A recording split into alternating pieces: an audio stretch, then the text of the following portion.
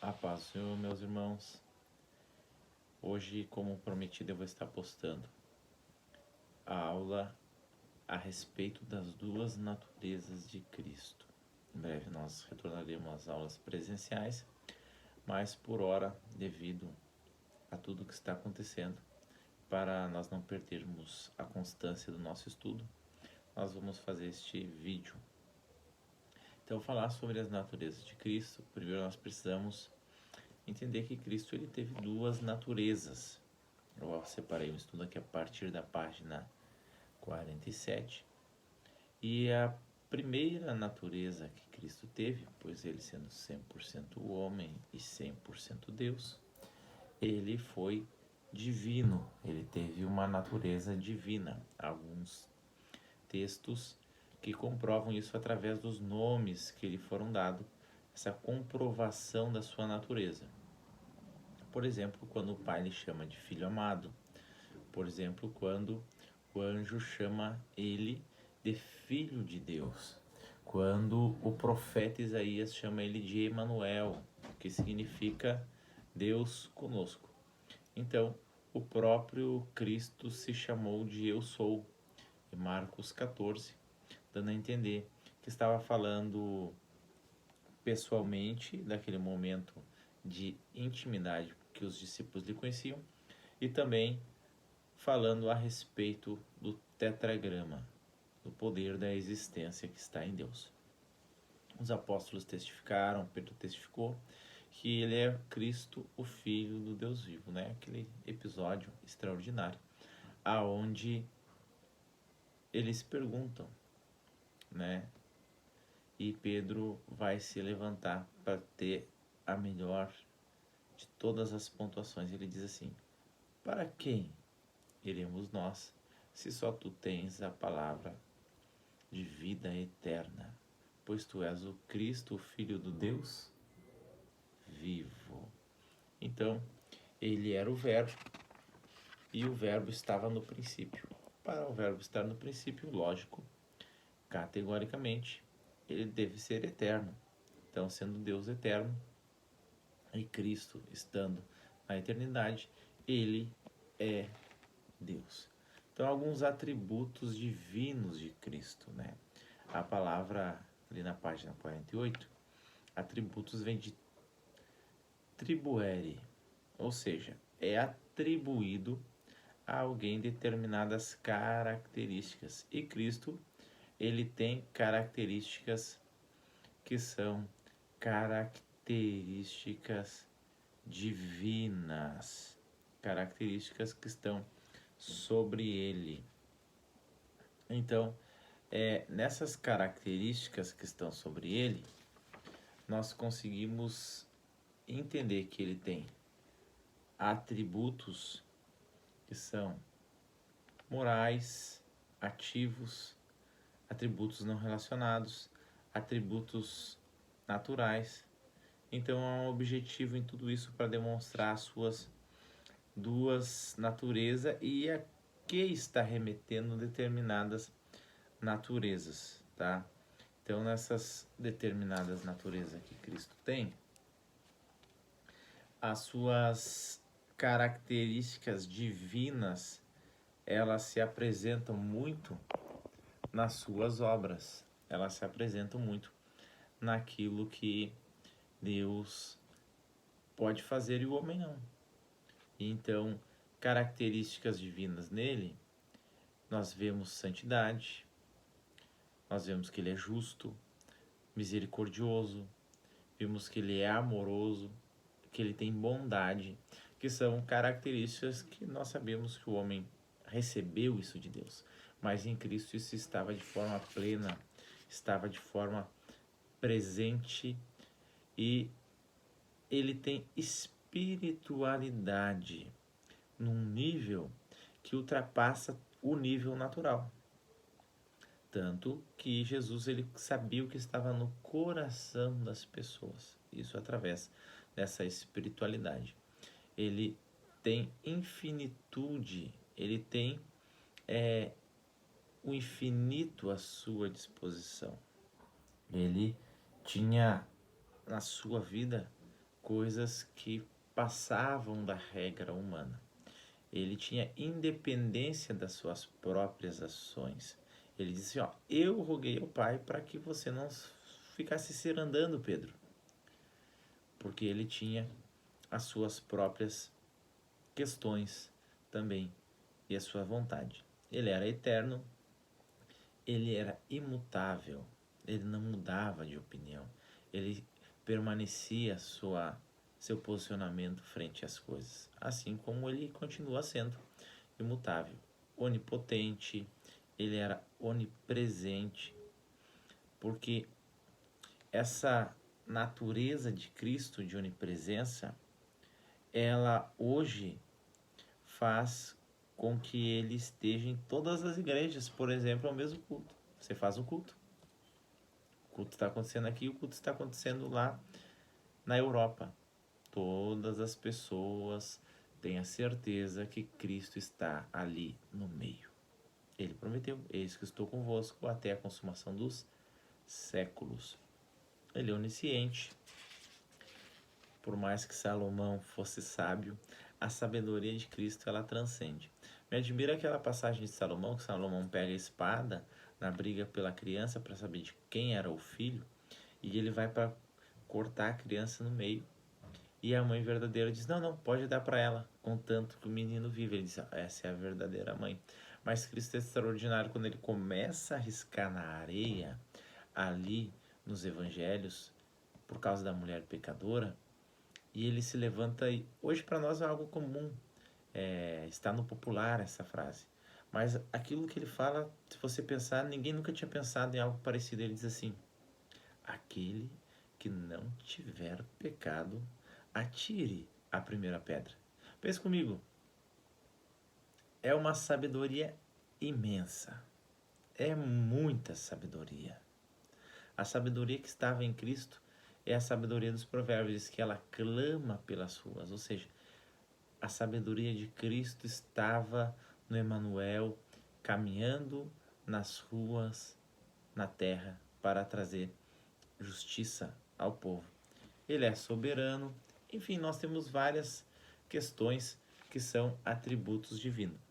Então, a Jesus são atribuídas também obras, como ele participar da criação do mundo ali em João capítulo 1. No princípio era o verbo estava com Deus. Aí ele vai dizer assim, nada do que foi feito sem ele. Então Cristo, ele está na criação do mundo. Então ele é criador. Ele também é sustentador, mantenedor. Ou seja, ele sustenta a criação com a força do seu poder. Está escrito lá em Hebreus 1 e Colossenses 1, que todas as coisas são sustentadas por ele. Então nós podemos nos alegrar com Cristo porque ele nos sustenta, ele nos mantém. Nós inclusive perdemos a nossa salvação. E ele foi lá e sustentou a salvação para aqueles que creem no seu nome. É extraordinário. Então ele tem o poder também de perdoar os pecados, mas quem é esse aí que perdoa até os pecados? Jesus disse, os teus pecados estão perdoados, vai e não peques mais. Ele tem poder para exercer juízo, ele tem o poder para dar o galardão aos crentes. Não é vã a vossa obra no Senhor, o Senhor é o Cristo. Então, pode ficar contente, porque Deus não fica devendo nada para ninguém. Ele vai abençoar aqueles que fazem a sua obra. Então, são várias questões que são atribuídas a ele. Juízo sobre os ímpios, sobre os justos, sobre o diabo. Vai sair uma espada de 2 fios da sua boca e vai transpassar os seus inimigos. O sopro da sua boca destrói os seus inimigos. Então é algo que nós podemos ver que ele realmente é poderoso. Jesus, não só agora, mas como ele é mesmo ontem, hoje e eternamente, segundo escreveu o escritor aos Hebreus, ele aceitou a adoração. E a verdade é que se ele fosse só um homem, ele não poderia receber adoração. Os anjos rejeitaram a adoração, Paulo rejeitou a adoração, mas Jesus, ele aceitou a adoração de muitas pessoas. Aquele jovem se prostrou e disse: creio, Senhor, que tu és o Filho do Deus vivo, e o adorou. Mas agora vamos falar um pouquinho sobre, ali na página 53, sobre a humanidade de Jesus. Porque falar sobre Deus é extraordinário, mas o que eu gosto assim de Jesus é a sua humanidade. Porque é na sua humanidade que ele fica parecido conosco. É na sua humanidade que Jesus ele vai ficar bem juntinho da gente. Por quê? Porque ele vai sentir, segundo Hebreus, aquilo que um sacerdote precisa. A dor. Vai sentir a fraqueza. Vai sentir as necessidades humanas. E ele se torna um sacerdote perfeito para poder socorrer em qualquer tempo os seus filhos, o seu povo. Então, Jesus, ele foi, como dizem os profetas, o filho do homem. Jesus, ele começa a ser demonstrado no Novo Testamento. Nós vamos ver Lucas, principalmente, e Mateus, falando a respeito da genealogia. Genealogia que vem de estudo dos genes, da descendência, da genética, de que família veio. Então, genealogia de Jesus diz que ele vem da descendência de Sem, de Abraão, de Isaac, de Judá. E ele foi feito, ele nasceu através de uma mulher chamada Maria, que era descendente também de Davi, e que ele foi gerado pelo Espírito Santo. Então ele teve um crescimento natural como nós temos. Ele cresceu em vigor físico. Como é natural, as pessoas precisam crescer. A criança nasce um bebê.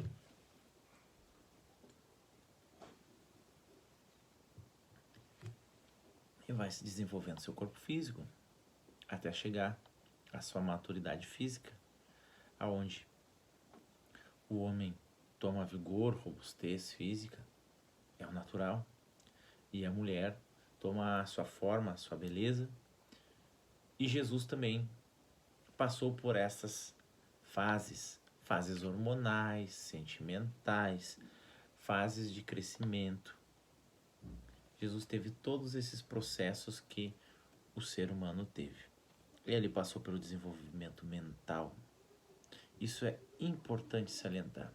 Jesus se desenvolveu psicológica, sentimental e estruturou a sua base de pensamento, reações e conhecimento.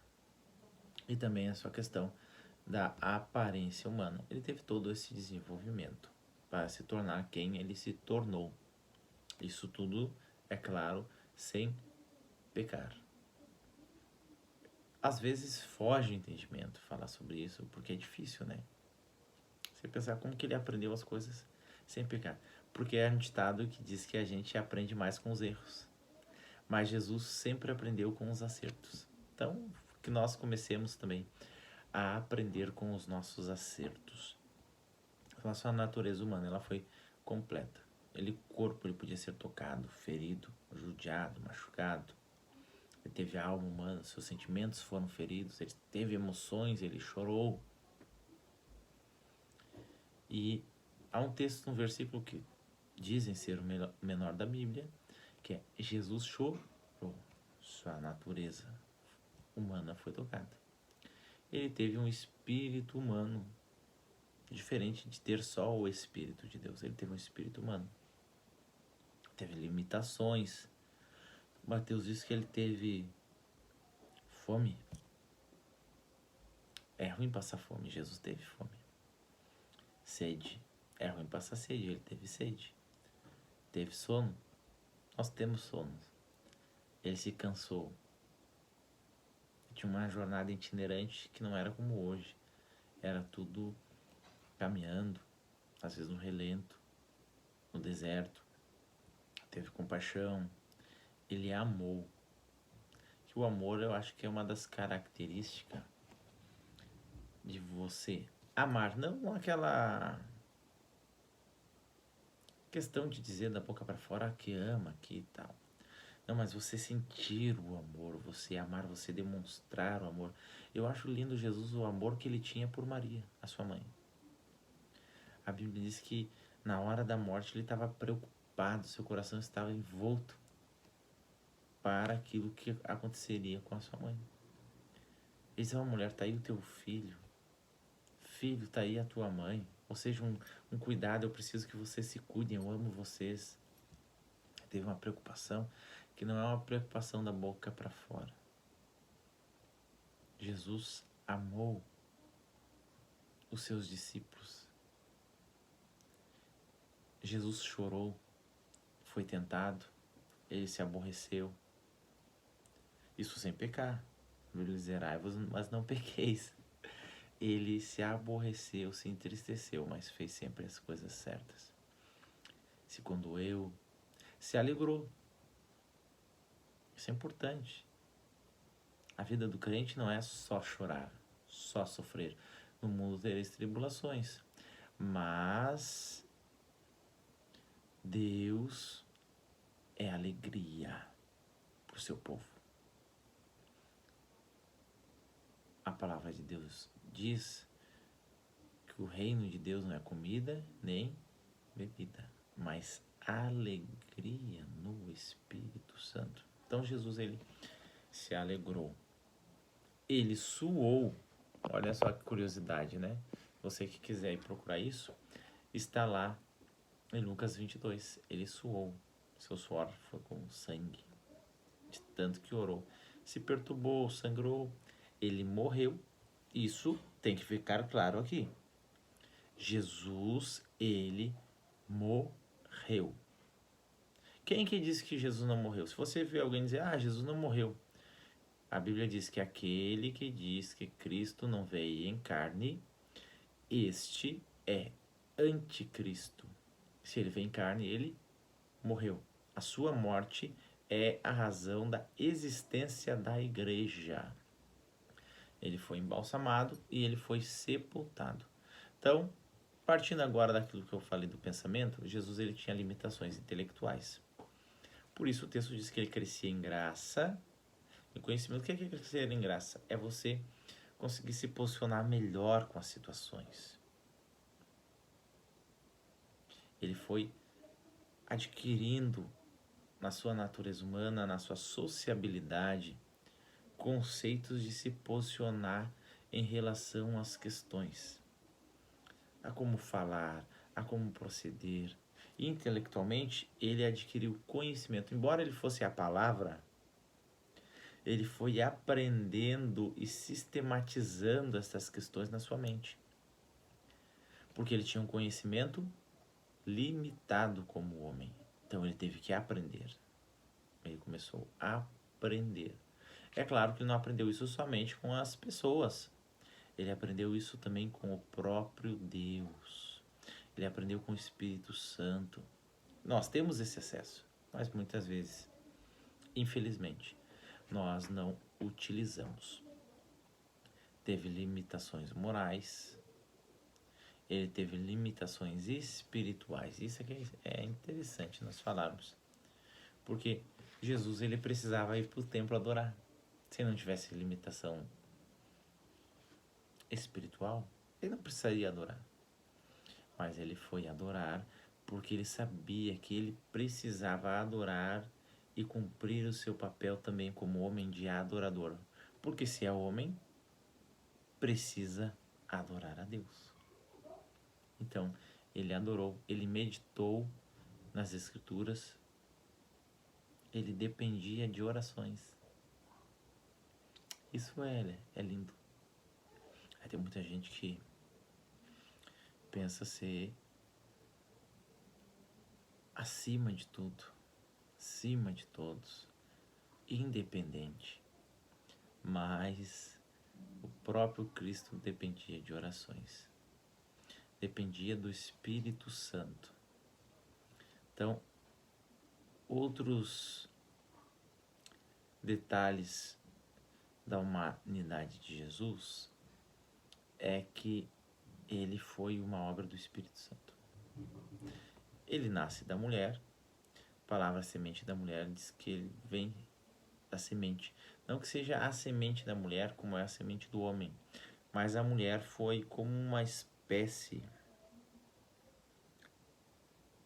de uma arca para que dentro dela se gerasse o Salvador. O anjo diz assim, ó, dentro de ti será gerado aquele que vai ser o Salvador do mundo, que vai tirar o pecado do mundo. Descerá sobre ti o Espírito Santo. Então a virtude do Altíssimo te cobrirá.